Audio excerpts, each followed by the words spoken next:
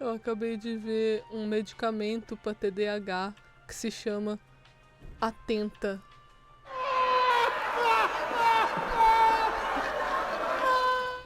Isso é uma piada bem gostosa. Nesses dias eu fiquei refletindo sobre umas coisas envolvendo filmes e séries. E assim, eu fiquei tão pilhada pensando nesse assunto que acabei por refletir sobre pessoas. Como que as pessoas processam o que estão assistindo hoje? E como isso pode afetar a popularidade de uma série? Ou melhor dizendo, né, como isso determina a maneira que essa série, a maneira que esse filme é escrito hoje em dia. E eu preciso dizer pra vocês que eu não saí muito feliz dessa reflexão que eu tive, eu fiquei, na verdade, muito preocupada. Então vem comigo hoje que a conversa vai estar super show de bola, tá? Eu já recomendo você compartilhar esse vídeo com a galera, eu quero saber o que você vai achar disso tudo, só que pra isso você tem que estar comigo até o final desse vídeo. Vamos lá! Oi pessoal, sejam bem-vindos a mais um vídeo do Plantão Geek, eu sou a Miss Walker, e hoje trazendo aqui pra vocês um vídeo um pouquinho diferente, né, de uma reflexão aí que envolve pessoas, envolve cinema, envolve a gente, como a gente processa um filme, uma série, etc. Pode parecer meio loucura, mas eu acho que esse vídeo aqui vai ficar bem legal se você der uma chance pra ele, porque eu vou falar de umas coisas que eu comento às vezes em rede social e tem muita gente que engaja comigo lá, né? Aí eu falei, bom, o que acontece se eu pegar esse papo e jogar pro YouTube em um vídeo, né? Será que dá bom? Vamos descobrir. De qualquer forma, é uma coisa que eu queria falar e tudo mais, então tô aqui no vídeo pra falar sobre isso. Como eu falei antes, esses dias eu fiquei, assim, muito preocupada em como as pessoas estão processando as séries que assistem, né, os filmes que assistem. E eu vou dizer pra você como é que eu cheguei a pensar nisso, né? Como é que eu fiquei nessa brisa aí, raciocinando essas coisas e tudo mais. Estava eu assistindo a uma série recentemente chamada Yellow Jackets. Inclusive, série muito boa, tem na Netflix. E assim, sempre que eu tô assistindo algum episódio e tudo mais, depois eu vou lá no meu aplicativo de séries que eu tenho no celular e eu vejo os comentários daquele episódio que eu acabei de ver. Meio como uma forma de ver o que a galera tá achando, né? Às vezes a galera publica memes e esse tipo de coisa. E o bom é que mostra as coisas só daquele episódio que você assistiu, então ninguém vai lá jogar um spoiler, porque todo mundo foi lá fazer a mesma coisa que você, entendeu? Entendeu, velho? E aí eu me deparei com alguns comentários de algumas pessoas ali específicas que estavam incomodadas com o fato da série fazer mais perguntas do que resposta. Ou seja, a série estava deixando coisas em aberto para serem respondidas nos episódios seguintes, ao decorrer da temporada. Eu fiquei curiosa com isso tudo e eu fui investigar a fundo por que as pessoas estavam achando isso, né? Porque assim, vamos cair entre eu e você aqui, né? Uma série não é sobre isso, não é sobre você assistir um episódio por vez e pegando informação e entendendo do que se trata. Então eu fiquei curiosa, né? Dá pra você entender o porquê que eu fiquei confusa por um momento. Pra essa galera, a série não dava informações o suficiente por episódio, então eles queriam mais respostas e menos perguntas. E pra mim, como eu falei, isso foi bizarro, porque sem entrar no mérito da série em si, dava pra ver que a série tava costurando alguma coisa pra responder lá na frente, né? E as pessoas estavam impacientes pra ver isso. Ah, e uma observação, né? Futuramente, quando eu fui ver nos episódios, as respostas estavam vindo. Então não ficou uma coisa tipo mega aberta que realmente as pessoas reclamaram e estavam no direito de reclamar porque não teve a resposta que queria. Não, as respostas vieram. Só que não vieram na hora que as pessoas queriam. Eles queriam que viesse antes. Com tudo isso, eu comecei a observar outras séries que eu assisto, né? Outras séries que eu assisti, esse tipo de coisa. E eu via frequentemente comentários do mesmo tipo em outras séries. Aí eu falei, bom, então não é uma coisa exclusiva de Yellow Jackets, né? É uma coisa que tá acontecendo com várias séries. Inclusive, isso me puxou memória de alguns episódios de Percy Jackson que eu tô acompanhando recentemente e tal, e como tá sendo a reação de algumas pessoas. Enfim, eu comecei a juntar todas as coisas que eu assisti recentemente e eu sempre encontrava esse tipo de comentário uma vez ou outra ali naquela produção que eu tava assistindo. E foi aí que eu comecei a minha reflexão que eu vou começar a compartilhar aqui com vocês. Por que que as pessoas não têm mais paciência de ver série? No sentido assim, por que que elas querem todas as informações da série nos 2 primeiros episódios? Por que que elas não gostam mais de modelo semanal, né? Modelo semanal é uma coisa que tá em desuso, é raro, é exceção hoje em dia modelo semanal. As pessoas preferem que lancem tudo de uma vez, né? São exceções, às vezes, que as pessoas preferem um modelo semanal, né? É mais comum esse modelo que a gente chama de binge-watchable, né? É um modelo maratona. Por que que, de repente, a espera de 1 ano pra você ver uma série se tornou insuportável? As pessoas, nossa, falta desmaiar no meio da rua. Atualmente, a gente tá numa fase, assim, da humanidade que é muito priorizada a agilidade. Aquilo que é imediato. Você pode ver isso, por exemplo, na popularidade de vídeos curtos que você tem nas mais diversas redes sociais, né? E eu me incluo nisso. Às vezes a gente fica muito tempo lá nos vídeos curtos e não percebe, né? Quanto tempo que a gente tá vendo as informações rápidas chegando pra gente. Os vídeos ali, no máximo 1 minuto estourado. Você pode ver que rede social tem caractere limitado. A galera não tem nem paciência de ouvir um áudio mais. Já vai e coloca vezes 2, vezes 1,5, sabe? Esse tipo de coisa. Tem gente que acha que você escrever 3 linhas numa rede social é textão. Tudo tem que ser rápido, imediato, agora. E isso acaba impactando a criação de histórias. E também, é claro, a absorção dessas histórias. E a culpa disso, é claro, que é da tecnologia, né, da internet, que acabou moldando a sociedade de uma forma diferente, criando, assim, novos comportamentos. E esses comportamentos acabam criando algumas consequências. Isso é bem discutido, inclusive, né, caso você tenha interesse em saber mais sobre essa parte, num documentário da Netflix chamado O Dilema das Redes. Esse documentário eu posso dizer que mudou minha vida, tá, gente? Porque quando eu assisti, eu comecei a ver as coisas de um jeito meio diferente, assim, relacionado à internet, o impacto dela nas pessoas, né? Eu achei importante me informar disso, até como criadora de conteúdo, pra ver do que eu tava fazendo parte, né? Porque a internet é meu trabalho, eu tô aqui falando do impacto dela, mas é literalmente meu trabalho. É verdade. Tem também uma outra teoria aí, cultural, social, né? Criada por um cara chamado Douglas Rushkoff, que se chama A Cultura do Imediatismo, onde ele diz que o passado não existe e o futuro é incerto, o que faz as pessoas se preocuparem muito com o agora. É por isso que você tem que ter tudo agora na cabeça de algumas pessoas, né? Então fica meio que assim, a sociedade está se moldando e se acostumando a ter tudo no momento, agora, nesse instante, na sua mão, e também ter isso a qualquer custo, né? Basicamente, não tem tempo para esperar nada, o que faz com que a pessoa fique mais impaciente, né? O Douglas Rushkoff, inclusive, ele coloca algumas motivações, né, para as pessoas serem desse jeito hoje em dia. Uma delas é a própria internet, como eu tava dizendo. A outra é você ter essa capacidade de você ter informação instantânea de qualquer lugar. Você pode falar com qualquer pessoa do mundo, assim, em apenas um clique. Então as coisas são imediatas hoje em dia. E assim, né, gente, todas essas coisas são muito boas. É bom você ter informação quando você quiser. É bom você poder falar com um parente que mora longe, esse tipo de coisa. Só que é aquela coisa, tudo em excesso faz mal. Vocês já ouviram esse ditado? Qualquer coisa em excesso acaba tendo uma reação negativa, acaba fazendo mal. E com a criação de rede social e esse tipo de coisa, as pessoas estão criando cada vez mais uma tendência de guiar a própria opinião de acordo com as pessoas da internet. Então, assim, sabe aquele negócio de quanto mais pessoas falam sobre um assunto, mais você presta atenção naquilo? Seja pro bem ou seja pro mal. Quanto mais pessoas falam daquilo, mais você vai prestar atenção. E às vezes, não é que você tem muitas pessoas falando daquilo, é que você tem uma grande quantidade de engajamento comentando sobre aquilo. Às vezes o engajamento tá vindo de 3 pessoas, mas tá aparecendo toda hora lá pra você e você acha que tá um assunto super em alta, né? Ou seja, a gente se tornou muito influenciável por conta da internet. A gente influencia e é influenciado com o uso da internet. E isso é uma ferramenta muito poderosa, né, gente? É uma responsabilidade muito grande. E as consequências, né, desse aumento de uso da internet foi, por exemplo, o aumento de alguns transtornos que as pessoas têm hoje, né? Ansiedade, depressão, frustração, estresse, TDAH, entre várias outras coisas. Beleza, Miss, mas o que isso tem a ver com audiovisual? Você não tava falando que era o impacto das pessoas assistindo o filme? O que isso tem a ver?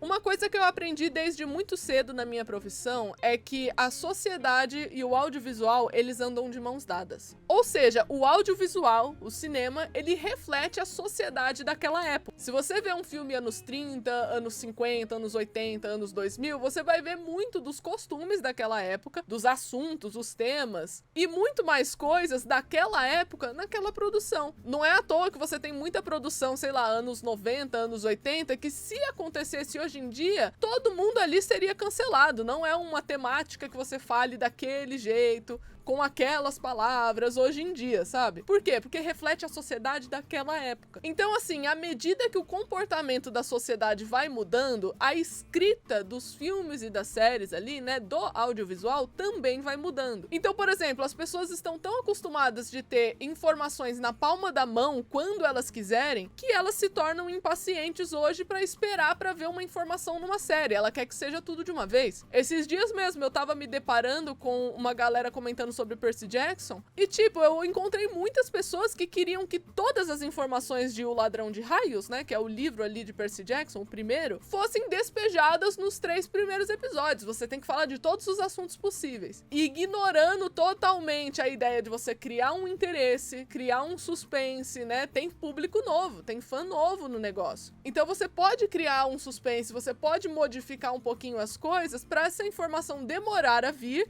e surpreender o público novo em algum momento. Só que você tem uma galera que leu os livros de Percy Jackson, por exemplo, que eles não têm essa paciência. Eles não querem esperar para você ter todas as informações ao decorrer da temporada. Eles querem que tudo aconteça num episódio só. E é claro, gente, eu não estou falando de furo de roteiro, erro de escrita, esse tipo de coisa. Não. Eu tô falando de uma série normal, de um filme normal, que divide informações normalmente, mas as pessoas têm uma absorção completamente diferente e impaciente. Eu tô falando da pessoa que ela sente um incômodo real de esperar pra ver o próximo episódio. Seja esperar um dia, uma semana, qualquer coisa, ela tá incomodada que ela tem que esperar. A ponto de, sei lá, às vezes você vê comentário de gente falando mal de alguma série porque teve que esperar 2 dias pra ver o episódio. Ai, a série é ótima, mas nossa, essa espera toda, custava lançar tudo de uma vez? Custava, na verdade. Ou seja, a pessoa ela ficou brava porque ela não teve a resposta imediata ao que ela queria. Ela foi instigada a pensar. E aí ela ficou irritada com isso porque ela queria a informação na palma da mão. E isso afeta o julgamento e a recepção de uma série de uma forma muito grandiosa. Porque você vai encontrar um volume de pessoas impacientes falando da mesma coisa, e isso é um tipo de engajamento que vai chegar até a produção ali respectiva, né? Ao filme, à série, ao que seja. Ou seja, o resultado disso tudo é que você tem um monte de pessoa criticando coisas incabíveis, às vezes na produção, por conta de um comportamento social que está predominante no momento. E isso acaba afetando o destino da série às vezes. Você já reparou quantas séries foram canceladas nos últimos tempos? O quanto é incerto o futuro de uma série hoje em dia? Você depende de tantos fatores para uma série continuar a passar que às vezes a série pode ser a mais assistida da plataforma por semanas e mesmo assim ela ser cancelada. O que aconteceu? E aí qual que é o resultado disso tudo, né? O roteirista preocupado com um futuro, né, eminente às vezes, cancelamento da série, ele acaba escrevendo as coisas de forma rasa. Eles acabam fazendo aquilo que eles mais repudiam, que é fazer uma escrita porca, uma escrita que não tem complexidade. Por quê? Porque é a forma mais fácil de pegar essa galera, né? De pegar a atenção dessa galera às vezes. Isso porque você tem uma grande quantidade de pessoas hoje em dia, né? Que vai consumir uma obra audiovisual e essa pessoa simplesmente não tem paciência de esperar um personagem desenvolver. Ela não tem paciência de ver ele, sabe? Sendo transformado diante dos seus olhos de uma coisa pra outra. Aprendendo coisas novas. E aí, cada vez mais, o roteirista tem que usar elementos novos pra manter a atenção da pessoa. Ele tem que encontrar um novo equilíbrio. É por isso que eu falo também constantemente no Plantão Geek, principalmente quando eu vou falar de narrativa psicológica, é que você tem que conhecer muito sobre o comportamento das pessoas pra você criar personagens relacionáveis. E isso funciona também aplicando esses personagens numa narrativa, né? Como é que você mantém a atenção de uma pessoa hoje em dia? Você tem que entender o que chama a atenção dela e ao mesmo tempo manter a sua dignidade, assim, né? Manter a qualidade como roteirista ali de um bom material. É por isso que séries e filmes hoje em dia é uma coisa que tem um equilíbrio tão delicado para que você atinja o sucesso.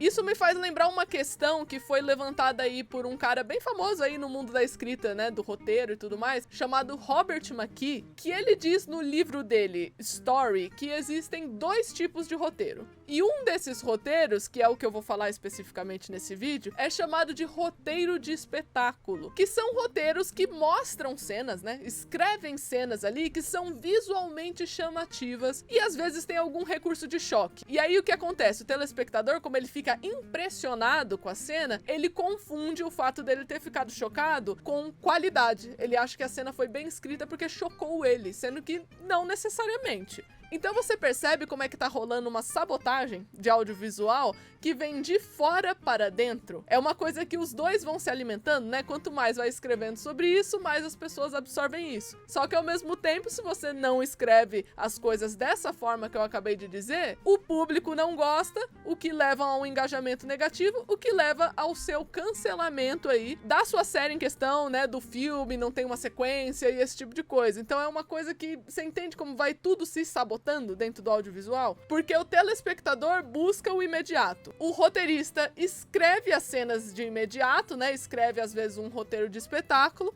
e as cenas acabam ficando rasas. Se as cenas são rasas demais, elas são criticadas. O pessoal pode até vir a falar que a cena foi rápida demais. Mas também, se as cenas são complexas demais e que focam demais em desenvolvimento, o pessoal não vai ter paciência de assistir. Então você vê que sinuca de bico que os roteiristas, que os escritores ficam.